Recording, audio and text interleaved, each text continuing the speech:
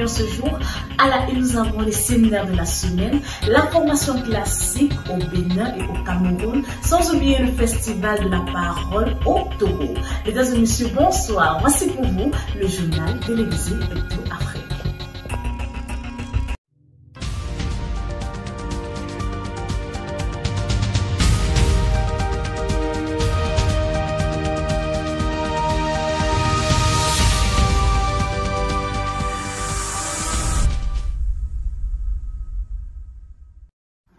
Allez par tout le monde et prêchez la bonne nouvelle lors de l'émission des enfants de Dieu. Christine Oum pour ce reportage.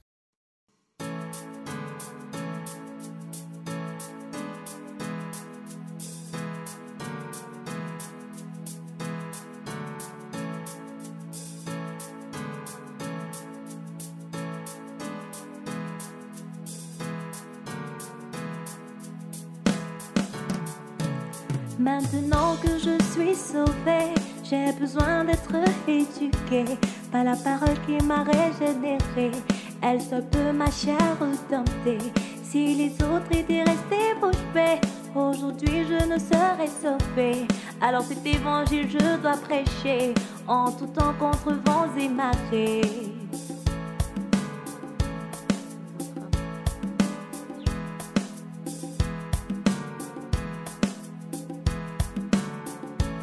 Maintenant que je suis sauvée, j'ai besoin d'être éduquée par la parole qui m'a régénérée. Elle seule peut ma chair redempter. Si les autres étaient restés bouche bée, aujourd'hui je ne serais sauvée. Alors cet évangile je dois prêcher en tout temps contre vents et marées. Nous sommes du côté de l'Afrique centrale, la convention du Tchad est pour bientôt. Prions beaucoup pour cette convention car elle fait face à beaucoup de difficultés. Nous comptons sur la grâce de Dieu. Prions, prions et prions. Au Cameroun, les femmes d'Akoloninga ont eu leur journée de partage sous le thème « La femme sauvée et son rôle dans l'Église ». Écoutons ce reportage.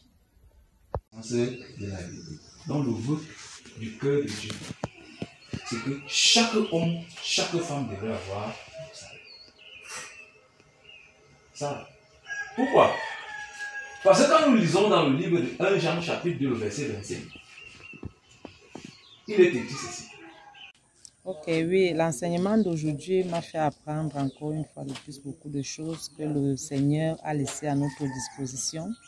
Je remercie le Seigneur pour tout ce que nous avons appris aujourd'hui. Moi, j'ai compris que depuis la création, il a mis des choses sur pied pour pouvoir nous édifier, nous dire comment nous comporter dans son église, dans la société et dans le foyer. Beaucoup plus au verset de Genèse 3, verset 16, qui m'a dit réellement, qui m'a montré réellement ma position auprès de l'homme. Et il nous demande d'être soumises à nos maris. En fait, il nous a dit beaucoup de choses. C'est pourquoi je peux le louer.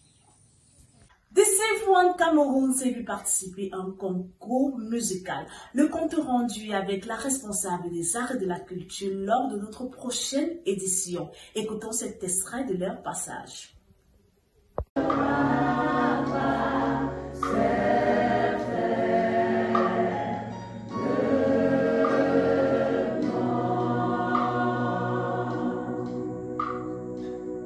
Si tu ne connais pas la bonne histoire,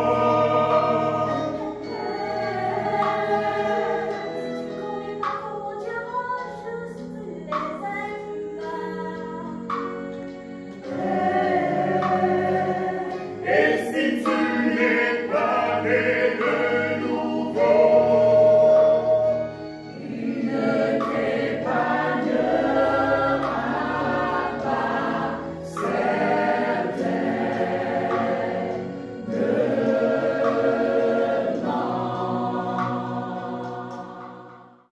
Après que le regard de l'Éternel ait été porté sur certains bien-aimés au bureau Afrique, les frères ont tenu à nous demander de prier pour eux sans cesse. Suivons.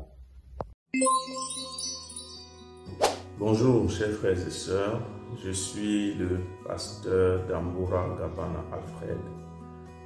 Je suis de l'Assemblée de village dans la ville de Douala, qui se trouve dans le district du littoral au Cameroun. Je suis né de nouveau le 19 avril 2012 au cours d'une formation classique à Fébé Village, au cours de laquelle Dieu m'a donné de comprendre qu'en effet j'étais perdu, égaré dans mes pensées. Et cependant, par sa parole, il m'a permis de comprendre comment est-ce que lui, il m'a tiré des ténèbres pour sa lumière. Je voudrais, n'est-ce pas, compter sur le soutien de chacun d'entre vous afin que nous puissions ensemble, par la grâce de Dieu, mener à bien cette charge. Je voudrais vraiment que les gens puissent, qu'on puisse ensemble se mettre ensemble pour que s'il y a des difficultés, que nous puissions ensemble travailler à l'effet de résoudre ces difficultés par la grâce de Dieu. Bien-aimés dans le Seigneur, bonjour. Je suis Diane Onemboté, née de nouveau le 7 août 2011. J'ai été promue au poste de secrétaire en charge de l'administration au bureau d'Africa Love World Mission. Sans votre soutien, mes chers bien-aimés, je ne pourrais y arriver toute seule. J'ai besoin de vos prières, j'ai besoin de vos encouragements sous toutes les formes afin que je puisse remplir efficacement mes fonctions et donner satisfaction au Bureau Afrique et à son président en particulier. Merci. Bien-aimés dans le Seigneur, bonjour. Mon nom est Ngonganjomo Brigitte. Beaucoup me connaissent sous le nom de Maman Brigitte. Je suis née de nouveau le 18 septembre 2010 à Yaoundé. Je rends infiniment grâce au Seigneur pour cette nouvelle charge qu'il vient de me confier en tant que chef de département du protocole. Je n'achèverai pas mon discours sans dire merci à tous les autres chefs de département, aux points focaux et aux coordonnateurs des différents pays avec lesquels nous allons travailler en collégialité. Je compte sur la grâce du Seigneur et sur votre appui pour la bonne marche du département du protocole dans l'Église. Que toute la gloire revienne au Seigneur, notre Dieu. Dans le Seigneur. Je suis Etiga Raphaël Timothée. Je suis né de nouveau le 13 octobre 2012 aux urgences de Madagascar à Yaoundé. Je viens rendre grâce à Dieu pour la charge qu'il a bien voulu me confier en m'établissant comme point focal de la zone 10 d'entre eux. Et je suis reconnaissant pour la diligence, pour leur engouement, pour leur détermination à l'avancement de l'œuvre en Afrique. C'est aussi l'occasion pour moi de solliciter de votre part beaucoup de prières, beaucoup de conseils, beaucoup de soutien. Les erreurs ne manqueront pas, mais je sais qu'avec vous, je serai davantage meilleur avec votre soutien, avec vos prières. Au sein de la communication Afrique, le groupe tant attendu chargé de la rédaction des traités a pris forme. La semaine prochaine, vous retrouverez les versions audio de ces traités dans notre rubrique Casse de béquilles dans l'application. Le coordonnateur national et sa suite en visite à l'Assemblée du soir. Suivons cet extrait. L'Assemblée de Soie a reçu ce dimanche 16 octobre 2022 la visite de notre coordonnateur national, le pasteur Jean-Pierre Ekani, et le pasteur Amos, président Afrique de la famille et du développement socio-économique. C'est dans cette joie immense que les frères de ce côté ont célébré le Seigneur avec un cantique nouveau. L'enseignement sera donné par le coordonnateur national sur le thème « L'Église est un corps ». Après avoir nourri l'esprit, ils ont également pensé à nourrir la chair avec l'ouverture d'un buffet. C'est dans des moments si chaleureux que nous comprenons combien Dieu nous a aimés. Les formations fusent de partout, c'est le cas au Bénin et au Cameroun. Pour le compte du Cameroun, l'Assemblée de Fundasi a organisé une formation qui a duré 6 jours. Écoutons ce reportage. Bonjour ou bonsoir, selon votre position géographique bien-aimée, et bienvenue à ce rendez-vous de l'information. Ici Alice Niébé pour vous servir. Nous sommes à Olezoa où se déroule la formation classique de l'Assemblée de Fundasi. It has been already for 5 days that the family of Fundasi has been sitting around the Word of God. Let's go there and collect some impressions.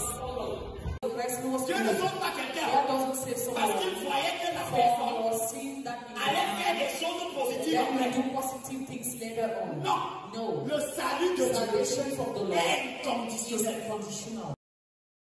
Ok, je suis très ravi de vivre et d'être acteur d'un événement comme celui-ci, la formation classique de l'Assemblée de Fundasi. Mes impressions sont satisfaisantes dans la mesure où, en termes de casting des enseignants, nous avons des personnes qui ont la hauteur et également la mobilisation a été très forte. Donc globalement, je suis satisfait. Merci. Oui, merci pour la question. Je pense que la formation de ce mois d'octobre, qui est la deuxième de l'année, a été une réussite parce que l'objectif a été atteint, c'est celui de faire former les nouveaux recrues, les nouveaux sauvés, aussi de faire donner l'occasion ceux qui ne peuvent pas participer à la formation de 2 semaines, une semaine pour la durée à participer. Donc, si on regarde la moyenne, il y a de 150 personnes par jour. Nous disons que la formation a été une réussite. Merci. Donc, concernant la formation qui est en train de se dérouler, je pense qu'il est important d'y assister parce qu'à la demande de l'apôtre Paul, il est question de s'examiner soi-même pour savoir si on est dans la foi. Donc, en écoutant cette formation, je suis un peu plus rassuré je vois ce par quoi je suis passé pour réaliser comment Dieu m'a rendu juste. Et c'est vraiment très édifiant. Ça permet de grandir davantage, d'avoir même les versets qui permettront de faire la case de béquille à d'autres personnes. Et ça permet d'être un peu plus bâti dans la parole. Oui, effectivement, j'ai grandi. Pourquoi je dis j'ai grandi? C'est pas quelqu'un qui viendra me dire, c'est que je me rends compte que à chaque fois qu'il y a de telles opportunités, comme les formations comme celle-ci, je suis à ce pied du Seigneur afin d'écouter sa parole et la comprendre. Et en plus de cela, lorsque je lis encore ce fameux verset de 1 Timothée chapitre 4, verset 16, je me rends compte que ici, là, je suis vraiment une personne déjà agréable puisque c'est ce qui concerne la parole, je suis dedans et j'ai grandi. Nous organisons la formation pour permettre à tous ceux qui d'abord n'ont pas encore été formés de suivre la formation, pour aussi ceux qui ont déjà été formés de pouvoir réécouter selon ce que 2 Corinthiens 13:5 nous exhorte à nous examiner. Et la formation a un volet qui nous permet de nous examiner, le volet, n'est-ce pas, revenir sur le séminaire, et le deuxième volet qui est sur les enseignements. Alors, l'objectif général, c'est lequel? C'est que nous puissions tous parvenir à l'unité de la foi, professant la même foi et servant, n'est-ce pas, pour la même foi. Voilà en quelque sorte l'objectif de la formation. Au Bénin également, une formation s'est tenue pour les groupes d'action et pour les responsables de l'Église récemment. Écoutons ce reportage. La période du 15 au 20 octobre 2022 a été une semaine gracieusement spéciale pour le district du littoral, dans lequel s'est tenue une formation à l'endroit de tous les responsables de groupes d'action. Objectif, faire comprendre davantage à ces derniers l'importance du ministère du service auquel le Seigneur les a appelés pour une bonne efficacité dans l'œuvre, selon ce qui est écrit dans 2 Timothée chapitre 4, le verset 5. Chefs de département, responsables de division et de groupes d'action, ils étaient nombreux à prendre part à cette formation qui s'est tenue sur le temple de Calavi du samedi 15 au jeudi 20 octobre de 18h à 21h. Au cours de ces soirées, les participants ont eu la grâce de recevoir plusieurs enseignements tels que le travail du leader sauvé, le livre des Philippiens, les 8 éléments de la prière, notre responsabilité en tant que femme sauvée, un agneau pour chaque famille, le protocole dans l'église et beaucoup d'autres enseignements, notamment à l'endroit des hommes aussi. Il faut tout de même préciser que seule la journée du samedi 15 octobre a été entièrement consacrée à la formation après qu'en ait suivi ceux de la soirée. Formation à l'issue de laquelle beaucoup sont repartis satisfaits, fortifiés et équipés pour bien remplir leur ministère. Nous bénissons ainsi le nom du Seigneur pour ses merveilles à son Église. Fin de reportage. Merci pour votre aimable attention. C'était Géoffrey Migan, département de la communication du Bénin.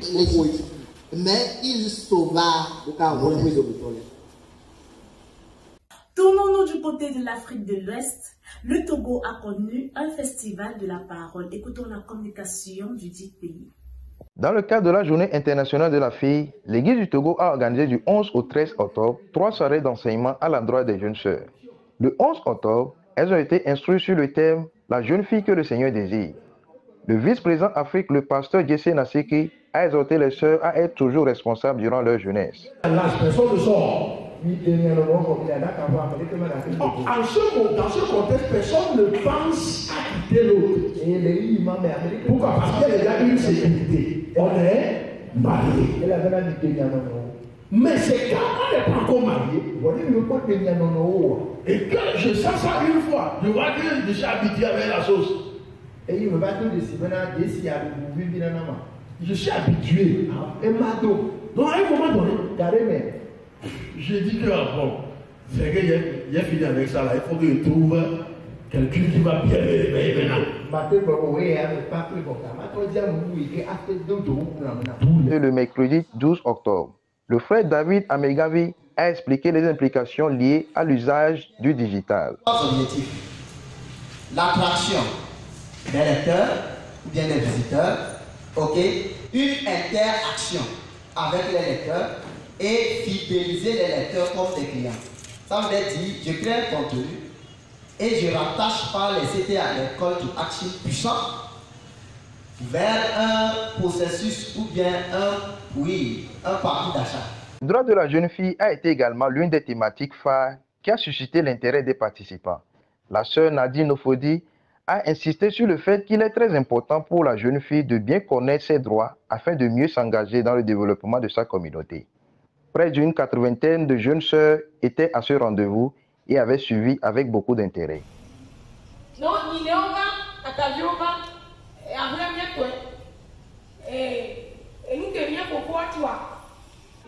C'est pour cela que nous, jeunes filles, avant de choisir notre conjoint, vraiment, nous devrions... En rappel, la Journée internationale de la jeune fille, cette année 2022, est placée sous le thème « Génération numérique, notre génération ». Louis Baromi pour la communication Togo Life Formation.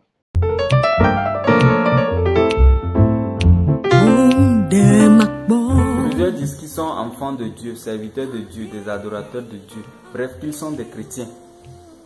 Mais qui est le vrai chrétien? La Bible nous fait savoir dans Galates 3, verset 27 ceci. Pour tous qui avaient été baptisés en Christ, vous avez revêtu Christ. La Bible dit que nous avons revêtu Christ. Mais bizarrement, tu vas entendre un homme de Dieu ou un chrétien dire qu'il a reçu des attaques spirituelles. Des chrétiens qui sont supposés avoir revêtu Christ se retrouvent aujourd'hui sur les montagnes, dans des centres, faisant des prières dites acides, des prières dangereuses, etc. Mais dites-moi, Christ que vous dites avoir revêtu, l'enlevez-vous de temps en temps comme un vêtement pour se faire traîner par les démons comment? Vous qui vous nommez enfant de Dieu ou chrétien, mais tantôt vous vous retrouvez dans des luttes, Tantôt, vous vous retrouvez dans des combats spirituels avec les démons. Cette question vous est adressée. Comment êtes-vous entré dans cette affaire de christianisme? Comment êtes-vous devenu enfant de Dieu selon les Écritures?